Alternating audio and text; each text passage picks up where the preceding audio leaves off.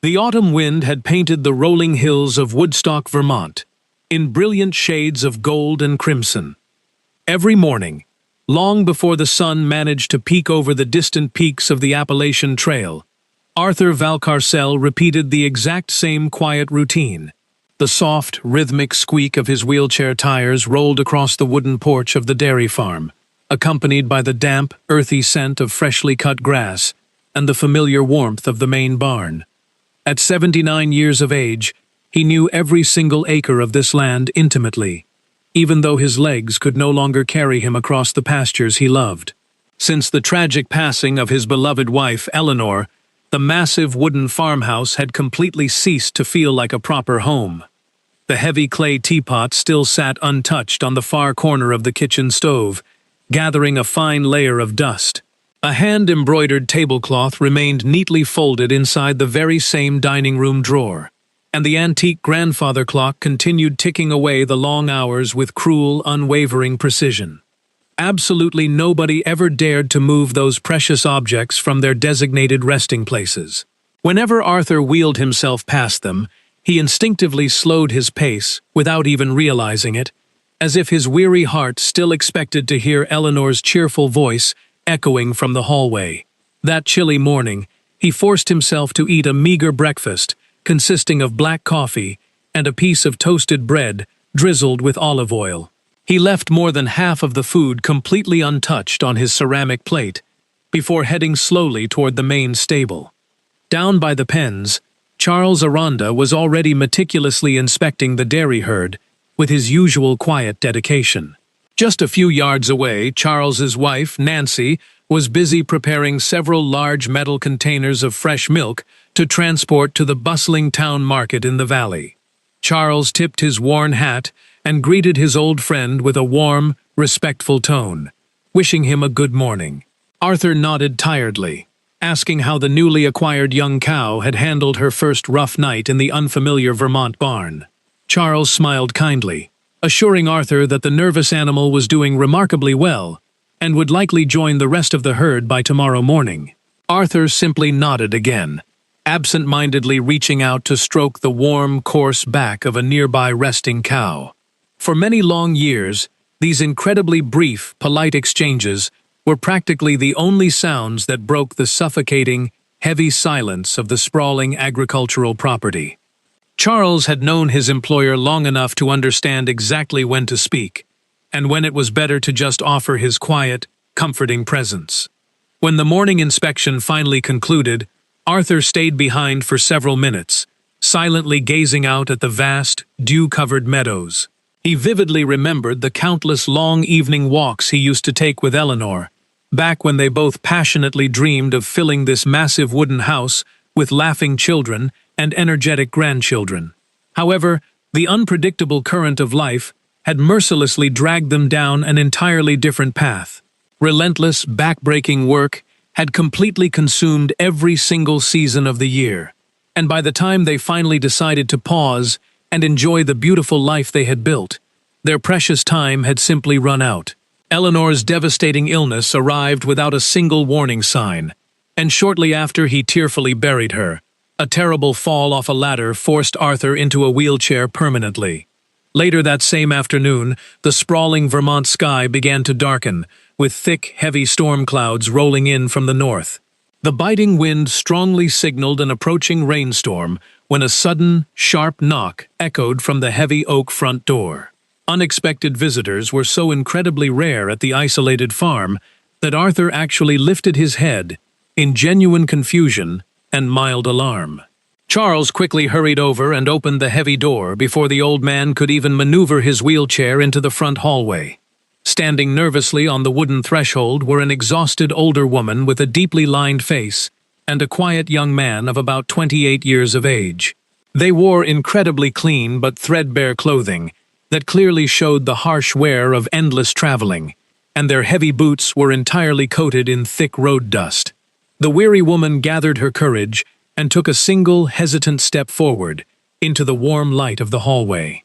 She softly introduced herself as Alice Cifuentes, gesturing to the silent, broad-shouldered young man beside her, identifying him as her devoted son, Gabriel. Arthur stared at the two unfamiliar strangers with a hardened expression, firmly refusing to utter a single welcoming word. Alice maintained her quiet composure, calmly stating that they had not come to the farm to beg for useless charity. She explained that they had walked through countless rural towns, desperately searching for an honest opportunity, asking only to earn their daily bread through relentless, hard labor. Gabriel remained perfectly silent, but his rough, deeply calloused hands, which were covered in countless tiny white scars, spoke volumes about his strong character. Arthur carefully studied those hardened, working fingers before shifting his intense gaze back to the desperate mother's tired eyes. He had spent years learning to deeply distrust wandering strangers, but the profound, unwavering dignity in Alice's gaze instantly reminded him of Eleanor standing up for what was right. He finally broke the silence, asking how many days they had been walking, and invited them inside for hot coffee. The following morning broke across the Vermont Valley, wrapped in a breathtakingly delicate mist that rolled down from the towering Pine Mountains. The incredibly comforting aroma of freshly baked bread and rich, dark coffee began to gracefully weave its way through the old farmhouse kitchen, though this time the surrounding silence felt remarkably less oppressive.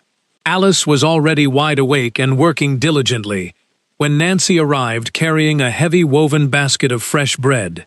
She seamlessly began helping with the natural, unspoken grace of someone who deeply understands how to repay unexpected hospitality with genuine, humble service. She quickly sliced ripe red tomatoes, brewed the fresh coffee, and neatly arranged the simple breakfast spread on the long wooden table. When Arthur finally wheeled his chair into the sunlit kitchen, he was genuinely surprised to find the morning meal prepared with the exact same elegant simplicity he fondly remembered from decades past. Alice offered a very modest, polite smile, gently apologizing if she had taken far too many liberties in his private kitchen. She softly explained that she simply wanted to show her profound gratitude for everything the kind farmer was doing to help them survive the harsh season. Arthur quietly maneuvered his chair to the head of the table, took a slow, thoughtful sip of the steaming coffee, and bit into a crisp piece of toast. He sat in complete silence for several long seconds, before sincerely complimenting the delicious meal, causing Alice to look down to hide her sudden tears. Meanwhile, out in the chilly morning air, Gabriel closely shadowed Charles as they walked together toward the massive dairy stables. The young man listened with intense, unbroken focus to every single detailed explanation regarding the specialized care of the livestock and the intricate daily operations of the farm. He had absolutely never worked in a professional agricultural setting quite like this one, but his curious mind never stopped asking incredibly sharp, relevant questions. Charles handed the young man a heavy metal bucket and wisely advised him that success on a farm does not belong to the fastest runner, but to the most patient observer. Gabriel nodded respectfully, deeply absorbing the older farmer's profound, hard-earned rural wisdom. Shortly after their conversation, while attempting to secure a heavy wooden gate, Gabriel accidentally left the metal latch improperly fastened. Without warning, two energetic young heifers immediately pushed the gate open and sprinted wildly out into the muddy central courtyard. Both men had to spend 20 exhausting minutes carefully and calmly jogging in wide circles to peacefully herd the frightened animals back into their proper enclosure. Gabriel leaned heavily against the wooden fence, breathing heavily, and immediately admitted to Charles that the entire stressful ordeal was completely his fault. Charles simply chuckled warmly, firmly securing the heavy latch himself, and assured the young man that a farmer's first day always provides more valuable lessons than an entire week of lectures.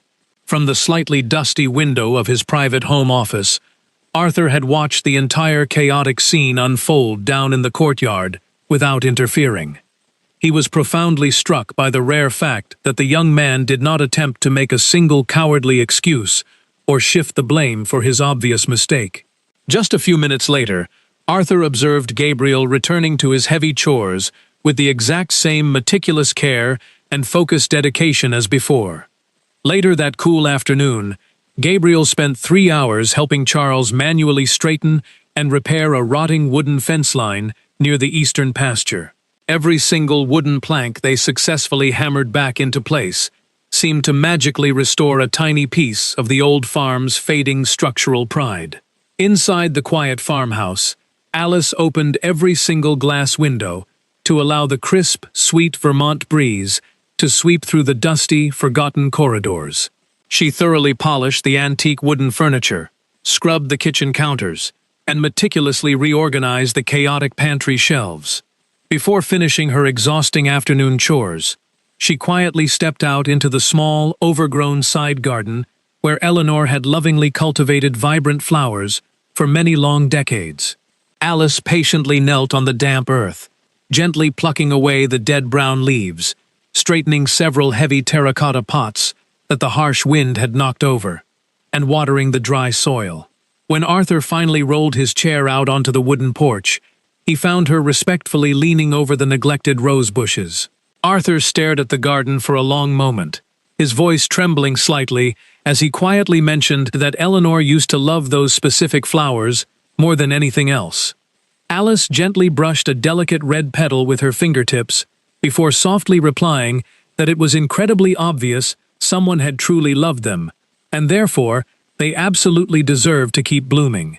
The elderly man did not offer a single word in response, choosing instead to sit perfectly still, watching a clear drop of water slide slowly down a vibrant green leaf. It had been an agonizingly long time since absolutely anyone had treated that sacred little corner of the property with such profound, touching reverence. As the cool evening darkness finally descended over the valley, Gabriel returned to the warm farmhouse, with his broad hands completely covered in fresh, painful scrapes.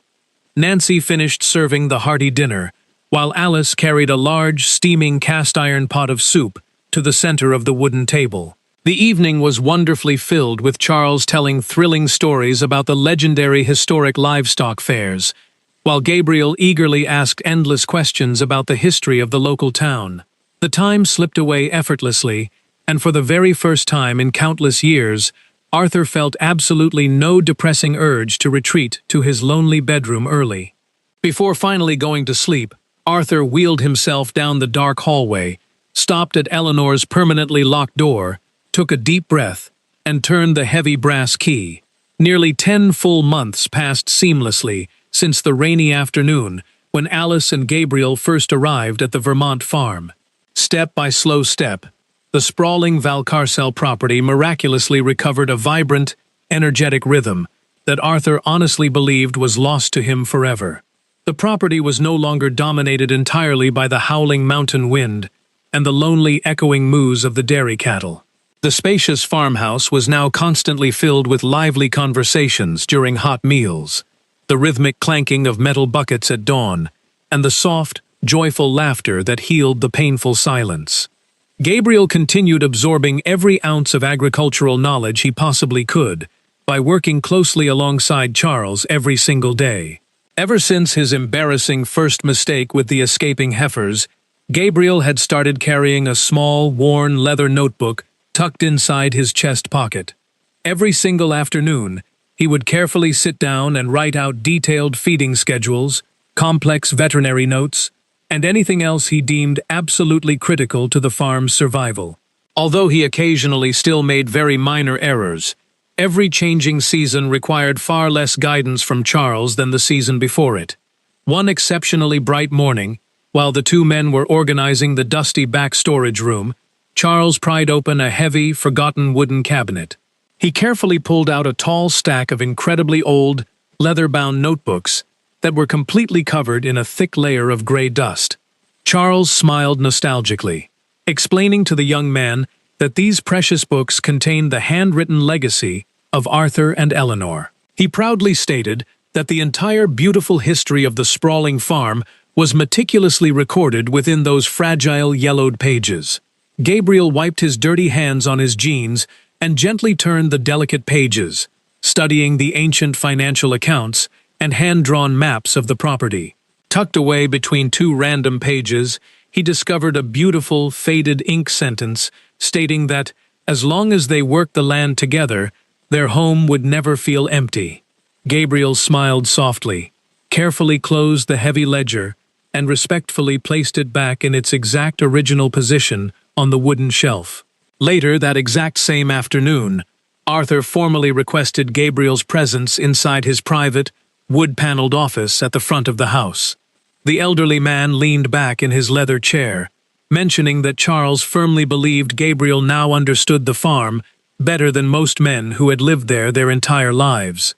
Gabriel instantly shook his head with profound humility, softly insisting that he still had a massive amount of important things left to learn. Arthur let a warm, genuine smile cross his wrinkled face, noting that his beloved Eleanor used to repeat that exact same humble phrase every single harvest season. For over an hour, Arthur sat and shared incredible detailed stories about the brutal early winters they survived and the beautiful family they never got to have. While the old man spoke, his trembling fingers absent-mindedly stroked the worn, polished edge of his antique oak desk. Gabriel sat perfectly still, actively listening to every single word without ever daring to interrupt the sacred flow of the elderly man's precious memories. In that quiet room, the young man finally comprehended that this vast property was not merely a business, but the physical embodiment of an entire lifetime of shared, unconditional love. Meanwhile, out in the main living areas, Alice continued managing the household chores with the exact same delicate, respectful touch as always. She absolutely never moved or cleaned a single one of Eleanor's personal keepsakes without first explicitly asking for Arthur's direct permission.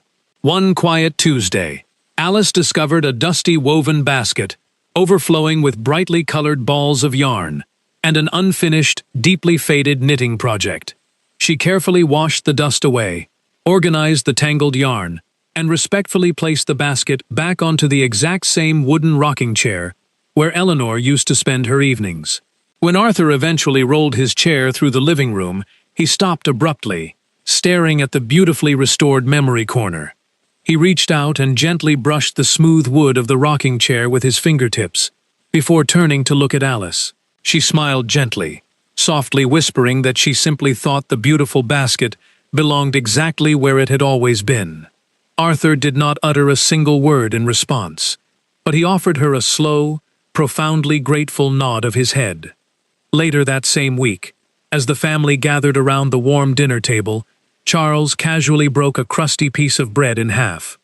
He smiled warmly at the group, happily declaring that the large wooden house finally sounded like a real home again after so many years of agonizing grief. Nancy beamed with joy as she noticed Arthur was still comfortably sitting at the head of the table, even though his coffee cup had been completely empty for 20 minutes. It had been nearly an entire year since the elderly man had voluntarily stayed at the dinner table just to enjoy their company. However, the beautiful, hard-earned peace of the farm was abruptly shattered one unexpectedly cold Tuesday morning. A sleek, incredibly expensive dark automobile crunched loudly up the long gravel driveway and parked directly in front of the main porch. An elegantly dressed man, with perfectly styled hair, confidently stepped out of the luxury vehicle, pausing for several seconds to critically evaluate the sprawling pastures. Charles frowned deeply from the barn, quietly noting to Gabriel that this particular man had not visited the rural property in over 10 years. He explained that the visitor used to spend his childhood summers at the farm, learning how to ride horses under Arthur's patient, loving guidance. Arthur wheeled himself out onto the porch, his face tightening as he quietly muttered the name of his estranged great-nephew, Richard. The younger man confidently marched up the wooden steps, flashing an impeccably rehearsed, utterly hollow smile at the elderly farmer. Richard loudly proclaimed that it was finally time for him to come visit his favorite uncle, offering incredibly stiff, superficial greetings to Alice and Gabriel. Despite his polite words, Richard's sharp, calculating eyes continuously scanned the massive stable, the heavy farming equipment, and every valuable corner of the property like an impatient buyer. During the tense afternoon lunch, Richard aggressively interrogated his uncle regarding the daily milk production, the exact acreage of the land, and the overall financial expenses. He barely bothered to ask a single genuine question regarding Arthur's declining health or his daily struggles in the wheelchair. Before finally deciding to leave, Richard casually strolled out to the barn and discreetly cornered Charles near the tractor shed. He pointed a perfectly manicured finger toward Gabriel, suspiciously noting that the young stranger seemed to be learning the family business far too quickly for his liking. He bluntly demanded to know exactly how much longer the wandering strangers planned on squatting on his family's valuable Vermont property. Charles crossed his arms defensively and responded with absolute, unwavering serenity, declaring that as long as Gabriel cared for the dirt, the farm's doors would remain wide open to him. Richard visibly tightened his jaw, utterly refusing to offer a verbal response to the loyal farm manager's bold defense. Instead, he coldly watched from a distance, as Gabriel gently and respectfully helped Arthur adjust his frail body into a more comfortable position in his wheelchair. As Richard finally sped his luxury car back down the dusty gravel road, a dark, jealous realization washed over him. He realized that the wealthy agricultural throne he had arrogantly assumed was rightfully his was rapidly being earned by a complete, hard-working stranger. That night, a heavy, uncomfortable tension hung thick in the air, and nobody spoke a word during the evening meal. Long after everyone else had gone to sleep, Arthur remained sitting silently by his bedroom window, watching a fierce storm roll in. The freezing rain battered aggressively against the fragile glass panes as he stared out into the pitch-black void covering his beloved pastures. He spent hours agonizing over the complicated legacy of his life, deeply weighing the heavy burdens of bloodlines against the undeniable proof of true loyalty.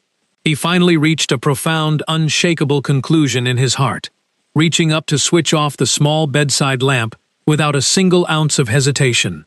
He knew exactly what needed to be done, and he planned to visit the town lawyer, Andrew Urrutia, the very next morning. The following morning, Arthur requested that Charles help him load his heavy wheelchair into the old farm truck much earlier than usual. The gloomy Vermont sky remained completely blanketed by a thick, freezing layer of gray clouds, fiercely promising another bitterly cold day in the valley. Before Charles started the roaring engine, Arthur paused, gazing through the truck window at the beautiful, synchronized activity happening across his property. He watched Gabriel expertly handling the morning cattle run, while Alice and Nancy cheerfully prepared the warm farmhouse for another productive day. Without him ever planning it, this beautiful, unexpected harmony had somehow blossomed into the absolute center of his remaining life. The private legal office of Andrew Urrutia was located inside a beautiful, historic stone building, directly across from the busy town hall plaza. The seasoned attorney warmly welcomed Arthur into his warm, wood-paneled office with a remarkably firm, respectful handshake. Andrew smiled warmly, pouring 2 cups of hot tea, and softly mentioned that it had been a very long time since the farmer had visited town. Arthur firmly gripped the wooden armrests of his wheelchair, stating clearly that he needed to be absolutely certain before making this monumental journey. For several long minutes, a comfortable, contemplative silence filled the warm office as the 2 old friends drank their tea. Finally, Arthur leaned forward, resting both of his frail hands heavily on his walking cane, and looked directly into the lawyer's eyes. He explained that for his entire life, he genuinely believed his massive acres of land were his only true, meaningful legacy. He continued, stating that he now possessed the wisdom to understand that a house only remains alive when the people inside it care for it with their entire hearts. Andrew remained perfectly silent, respectfully allowing the elderly man to speak his difficult, emotional truth without any interruption. Arthur painfully recalled how he and Eleanor had desperately waited their entire lives for a loving family to inherit and continue their exhausting, lifelong effort. The lawyer breathed softly, gently asking his oldest client if he was absolutely, completely certain he wanted to make such a drastic, irreversible change. Arthur slowly shook his head, confidently declaring that, on the contrary, every passing day made his decision feel more undeniably perfect. He officially commanded the lawyer to immediately draft a brand new testament, that would permanently guarantee the total continuity of the Valcarcel dairy farm. The new document was to completely transfer the absolute ownership and total administration of the entire estate directly into the hands of Alice and Gabriel. Arthur firmly emphasized that this immense gift was not because they shared his family name, but because they had flawlessly proven their unconditional love for the land. When Arthur finally returned to the farm later that afternoon, he found Gabriel intensely focused on repairing a massive, broken wooden door on the eastern stable. After perfectly adjusting the heavy iron hinges, the young man repeatedly opened and closed the massive door to guarantee it swung with absolute, silent perfection. Charles walked by carrying a heavy sack of grain, warmly joking that the young man barely even needed his supervision anymore. Gabriel immediately stopped working, wiped the sweat from his forehead, and humbly denied the compliment, insisting he still learned crucial new lessons every single day. Arthur quietly observed the beautiful scene from the driveway, his heart swelling with immense pride as he watched the boy work exactly like he and Eleanor used to. Inside the warm, fragrant kitchen, Alice and Nancy were happily finishing the preparation of a massive pot of beef stew. They were laughing warmly together, excitedly discussing the upcoming weekend farmers market and planning which homemade cheeses they would display. The rich, savory aroma of the bubbling stew completely merged with the comforting smell of freshly baked bread. The open kitchen windows allowed the crisp, clean Vermont air to constantly refresh the room, making the entire farmhouse feel vibrant and alive. However, that very same evening, the peaceful atmosphere was violently shattered when Richard aggressively returned to the farm completely unannounced. Richard pushed his way inside with fake, exaggerated politeness, spending far more time aggressively inspecting the interior of the home than actually greeting the people sitting at the table. He sarcastically commented that Gabriel seemed to know every single hidden corner of the wealthy property incredibly well for a simple farmhand. Arthur sharply defended the young man, loudly declaring that Gabriel had worked incredibly hard to earn every bit of his extensive knowledge. Richard let out a cruel, brief laugh, muttering that he always assumed he would be the one inheriting and learning the secrets of the valuable family estate. For several agonizing seconds, an absolutely suffocating silence brutally choked the warm air inside the family dining room. Richard then began loudly asking incredibly invasive questions regarding the farm's legal future, claiming that neighboring farmers were actively gossiping about who would eventually control the immense wealth.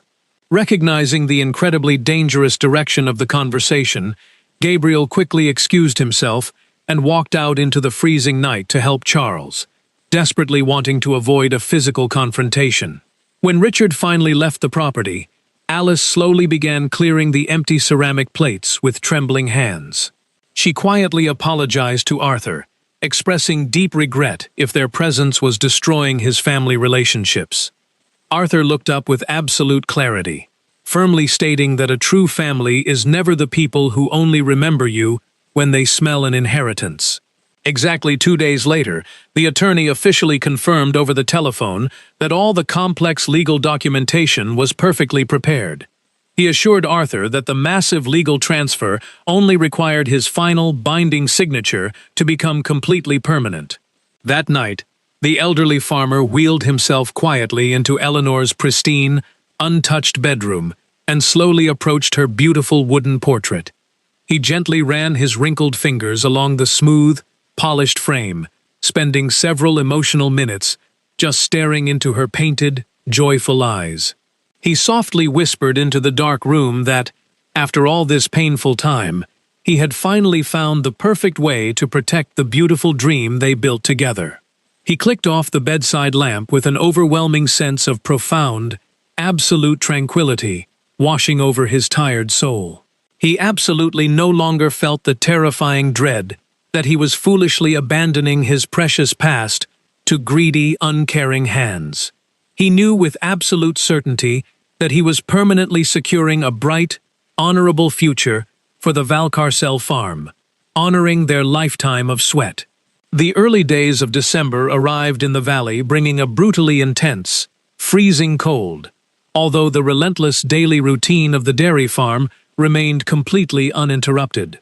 However, the joyful, warm atmosphere inside the main house had undeniably shifted since Richard's terribly toxic visit. Alice practically stopped speaking during the evening meals, choosing instead to stare quietly at her food with a deeply troubled expression. Gabriel intentionally started spending the vast majority of his waking hours working outside, in the freezing weather alongside Charles, purposefully keeping a massive distance from the main house. One freezing afternoon, while violently hammering frozen nails into a broken pasture fence, Gabriel suddenly dropped his heavy tool into the deep snow. He turned to his freezing mother and softly declared that the time had finally come for them to pack their few belongings and leave the property forever. Alice slowly looked up, her breath pluming in the freezing air, and asked him if he was completely sure about giving up the only real home they had. Gabriel fiercely explained that Arthur had generously opened his door to them when absolutely nobody else in the world cared if they starved. He firmly stated that he absolutely refused to allow the kind old man to suffer through a vicious, agonizing family war simply because they were there. Alice remained perfectly silent, heartbroken because she had grown to love the beautiful farmhouse just as fiercely as her son did, but she fully respected his honorable reasoning. That evening, she prepared the family dinner with the exact same meticulous, loving care she had shown since her very first day. Nobody dared to mention the incredibly heavy tension, though Arthur easily noticed that Gabriel barely managed to swallow a single bite of his warm food. When they finally finished clearing the wooden table, the young man slowly walked over and stood directly in front of Arthur's wheelchair. He took a shaky breath and formally announced that he and his mother would permanently depart from the farm at dawn the next morning. The devastating words seemed to instantly freeze in the warm air of the dining room, completely paralyzing everyone who heard them. Gabriel emotionally swore that Arthur's incredible kindness had forever saved their lives, and therefore they absolutely refused to cause him any more pain. Alice lowered her head, quietly crying as she promised they would always remember the beautiful wooden house, with eternal, overwhelming gratitude. Arthur remained perfectly still, refusing to show a single ounce of panic or sadness for several excruciatingly long moments.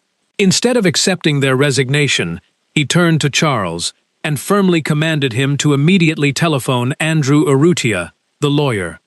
He also strictly ordered Charles to contact his greedy nephew, Richard, demanding his immediate presence for the formal reading of his last will.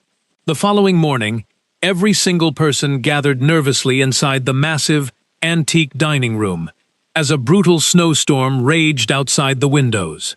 A thick, heavy leather folder rested ominously in the absolute center of the large wooden dining table. Richard sat down in a plush chair with incredibly arrogant confidence, utterly convinced he was finally about to inherit his massive fortune.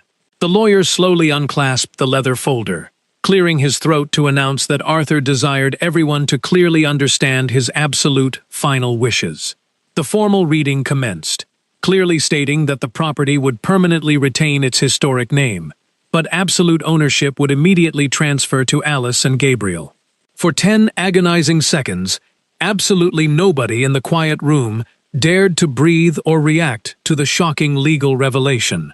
Suddenly, Richard violently shoved his chair backward, screaming furiously that the decision was illegal because he was the only true family bloodline. Arthur met his nephew's furious gaze without raising his voice a single decibel, holding his ground with terrifying calmness. He firmly stated that a true family does not always magically appear just because people happen to share the exact same last name. Richard tried to scream another insult, but the elderly man forcefully cut him off, his voice echoing loudly off the wooden walls. He reminded Richard that when he was grieving and broken, the young man absolutely never found the time to visit, while these strangers dedicated their entire lives to healing him. Richard stood perfectly frozen, his angry eyes darting around the room, finally realizing he had lost the massive farm many years ago due to his own selfish neglect. Alice covered her trembling mouth with both hands, tears streaming freely down her face as she looked at the legal document. She sobbed openly, desperately pleading with Arthur that they absolutely could not accept such an impossibly massive, life-changing gift. Gabriel aggressively shook his head, taking a step backward, swearing that manipulating the old man for money was never their intention. The elderly farmer offered them a brilliantly warm, overwhelmingly peaceful smile, reaching out his frail hands toward them. He softly declared that their pure, selfless hesitation was the exact reason why they were the only people truly worthy of the farm. Alice completely broke down, unable to hold back her overwhelming waves of emotion, while Gabriel stood absolutely paralyzed, completely unable to find his voice. Arthur looked deeply into their eyes, his expression radiating the pure, unconditional love of a father looking at his own children. He proudly declared that while his bloodline merely gave him a legal surname, they had miraculously given him back a real home. Nancy discreetly wiped a happy tear from her cheek, while Charles purposefully turned his head toward the snowy window to hide his massive, emotional smile. The lawyer slowly and respectfully closed the heavy leather folder, sealing the permanent, unbreakable fate of the beautiful Vermont property. Absolutely nobody dared to utter another argumentative word, completely respecting the beautiful finality of the legal decision. Outside the thick glass windows, the brutal winter storm continued to rage fiercely. But inside the old house, the emotional atmosphere had completely transformed. It was absolutely no longer a silence born from fear or uncertainty, but rather a profound, magical peace born from months of shared love. The Valcarcel farm finally possessed a bright, beautiful future, completely worthy of the massive sacrifices Arthur and Eleanor had made. As the freezing winter slowly melted into a remarkably vibrant, colorful spring, the farm began to flourish incredibly well. The months continued advancing beautifully, and the massive property breathed incredibly easy, perfectly matching the peaceful rhythm of its glorious past. Every single morning, Arthur joyfully wheeled himself across the sunny porch, happily watching Gabriel confidently lead the morning chores alongside Charles. He smiled as he watched Alice throw open the heavy wooden windows, allowing the sweet, floral mountain air to rush through the hallways. Without anybody ever needing to force it, every single person had naturally found their perfect, permanent place within the massive family. Gabriel organized the complex daily operations with remarkable veteran confidence, while Charles now only stepped in occasionally to offer wise, fatherly advice. Alice continued loving the beautiful house with the exact same humble, quiet discretion she showed on her incredibly desperate first day. She absolutely never attempted to erase Eleanor's memory, always making sure fresh, beautiful wildflowers perfectly framed the old woman's painted portrait. One absolutely perfect spring afternoon, while the entire group sat watching a breathtaking orange sunset from the porch, Arthur gently broke the comfortable silence. He looked at Alice and Gabriel, softly asking them if they knew what his absolute darkest fear was after Eleanor passed away.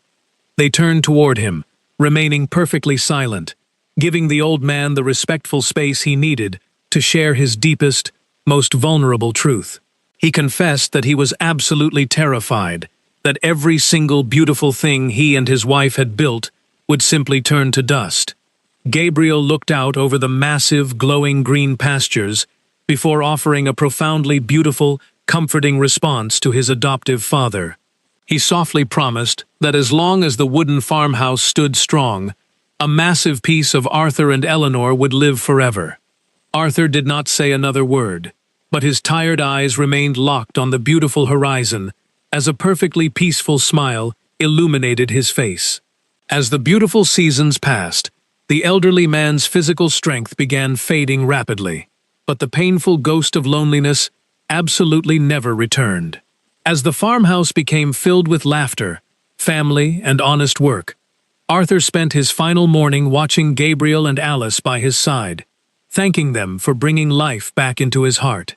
Alice reminded him that it was his compassion that had first rescued them, and with the warm sun on his face, Arthur peacefully passed away after asking them to always protect both the land and one another.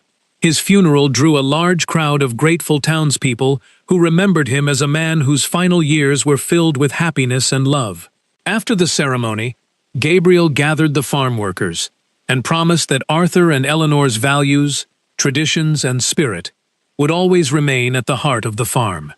United by respect and loyalty, everyone embraced his promise, and in the years that followed, the Vermont dairy farm continued to prosper, while faithfully preserving its humble soul and enduring legacy. Years later, Gabriel modernized the farm, while faithfully preserving Arthur's values. Arthur's portrait stood beside Eleanor's in the farmhouse, and every autumn the family honored them together at their graves. One crisp morning, two exhausted strangers arrived at the farm, asking for work. Remembering the day he and his mother had once stood on the same porch in desperate need, Gabriel welcomed them inside for hot coffee, before discussing employment. Watching from the kitchen, Alice realized that Arthur's greatest legacy was never his land or wealth, but his courage to open his door to those who needed compassion. The Valcarcel farm continued to prove that a true family is built not by blood, but by kindness and unwavering love. The story reminds us that opening a door to someone in their darkest moment transforms not only the person receiving help, but also the one who offers it. Family is created through respect, loyalty, and the choice to stand beside others when they are alone. Wealth and social status eventually fade, but compassion, generosity, and sincere love leave a lasting legacy that survives long after we are gone. Every act of kindness can restore hope, heal old wounds, and give someone a place to belong, just as a single lantern shining through a storm can guide a lost traveler home. By treating others with dignity and building homes filled with grace, we keep the spirit of those we loved alive and create a future where no one has to face life alone.